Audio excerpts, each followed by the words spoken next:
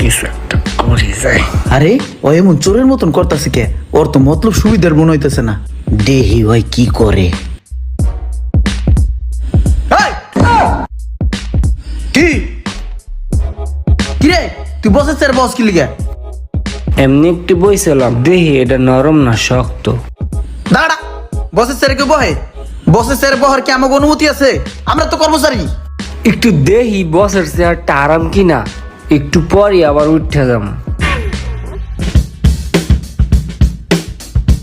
ফুল ফুটেছে গন্ধে সারা মন, তুমি আমার কত যে আপন, দেখা না দিলে বন্ধু কথা কইও না।